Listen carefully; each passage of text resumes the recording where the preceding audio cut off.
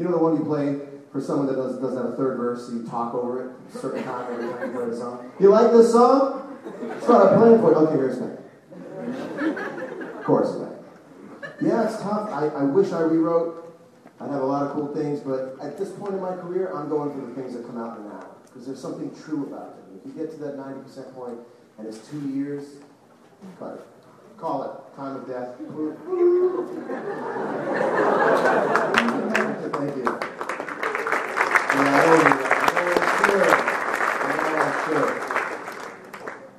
Yes, I believe this is the Voice of God time? Yeah, it's Voice of God time. God is named Jared this time. Hey, Jared. Is that even possible? I'm not sure about that. Okay. My question, you talked a lot today about... I mean, it is possible, you're right. Forgive me. That's what I meant. I meant more traditional sort of what... Sorry. But if God turned out to be named Jared, that'd be pretty funny. Well, I'll find out someday, right? You used to be able to joke about that stuff. The entire room sweaty. Go ahead, Jared. What's your question for Mr. Ray? Well, you talked a lot today about what you do to sort of strengthen yourself as an individual in your writing and in sort of ignoring all of the social media stuff and sort of becoming a stronger person. Balancing the social media. You shouldn't ignore it, just like you shouldn't ignore stereo, but that doesn't mean you pan everything apart. Right. But how do you get to the point after that where you're comfortable with yourself? How do you go about putting together a group of people, whether it's in your personal life or your business life, that you trust and that you want to work with and that you continue to work with? Is it trial and error? Trial and error. I wish it wasn't, man. I wish I could live my whole life in one day because I think I do it right, you know. But it's trial and error. It's a revolving door. So it's like a slot machine where you want the number to stop, or the roller to stop on the thing that works. And I've still got rollers still going. After 10 years, still looking for the right this or that or that. But be around good people. And the people who are the best are the people that you would least think were in the music industry by looking at them. And I know this sounds a little bit... There you go. I find that the people who look like family people, like people who go, yeah, I work in the music industry, but I don't need to express that anymore aesthetically. I'm just telling you how I've done it. I feel like a lot of people who work for me look like they could work at a Trader Joe's or like in an office building. A lot of them do. I didn't identify, because I didn't identify with myself as pre-tattoo sleeve. I didn't identify with myself as somebody that was a rocker or someone who was like living fast. And I think if you find other people to work with who seem really cool because they're living fast, I think that's really not the type of people you want to put your career in the hands of. I think you need, it's very tricky because we're attracted to people who move very fast, rockers, on the edge. Says what he wants, straight shooter, he's awesome, we're going to go party. You don't want that guy counting your money, and you don't want that guy taking phone calls for you. You want the guy who's like, oh, this guy's got 3 beautiful kids. There's a great scene in Get Him to the Greek where Puffy is watching Biggest Loser with his kids. It's the best scene in that movie because it's absolutely true. The people who really run the show go home at 5, and everyone else is left to do their trouble and their damage. And by surrounding people who go home to their kids, I mean, my tour manager flies home on off days to see his kids. That's a lot different than getting a suitcase full of cocaine from the tour. My tour manager flies home to see his kids. My manager has a beautiful wife and kids. My front of house engineer, the guy who does front of house, is not mine. We ride mountain bikes when we're not recording. And that has been, I think, the biggest bonus or the biggest advantage in my career has been having a great crew. The people who speak for you should speak better than you do. People who speak for you should express your views and your dreams better than you could. People who speak for you should always get their phone call taken without going to voicemail.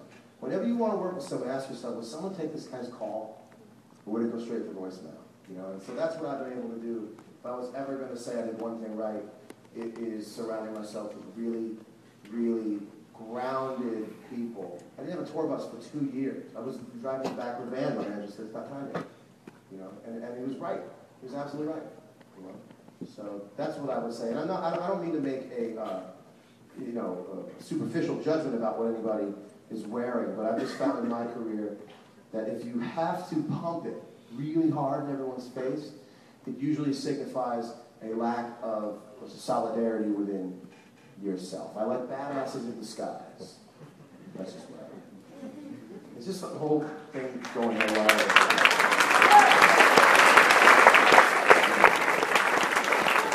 I'm wearing moccasins. That's my point. What's that? Hello. So I'm wondering what your favorite thing musically is. It could be like a chord, or like when you just alone with your guitar, what is the one thing you go back to? Oh, that's a great question. What's the one thing you go back to?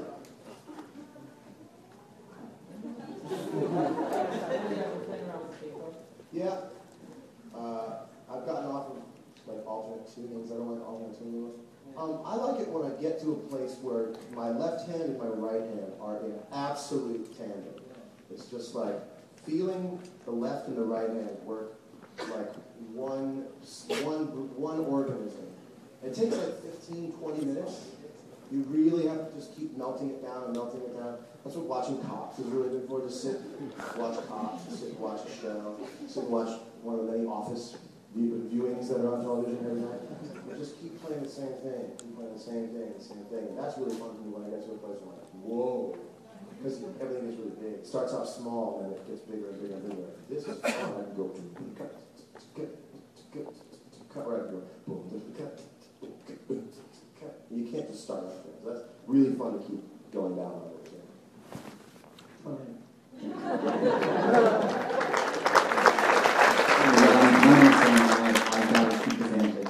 Oh, let's do it. Team left side, I mean right side. We can't even figure out which team we're on because of how it face.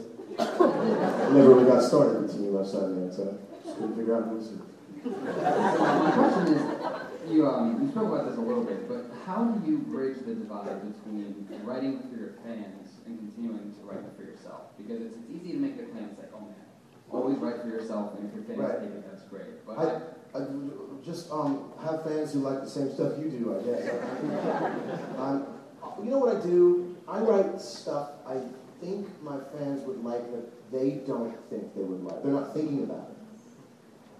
So that's sort of what it's about. I think if you were a fashion designer, you'd say, if you like my work, here's the color for fall. Right? Are you there? Yeah. So as a musician, you say, I am a little more out on the ledge because of my position, and because of what I'm feeling. We've all gone through this together, and we're all still the same. We're all still sharing the same feelings, and I haven't shut myself off. You know, I've done a lot of damage to my career through a lot of guess and check and trial and error, but the one thing I never did was completely lose touch with who people are.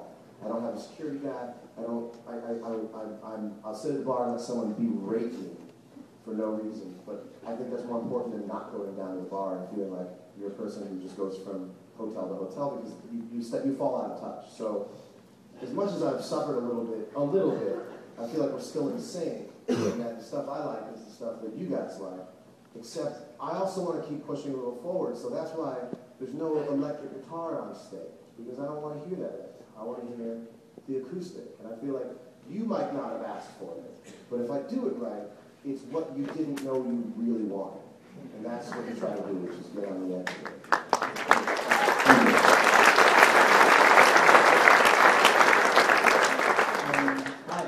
Hi, John. Hello. Are you really wearing moccasins? Yes, I am. Why? Hey, I'm quirky. I don't know if you know me. Camera? Oh, no.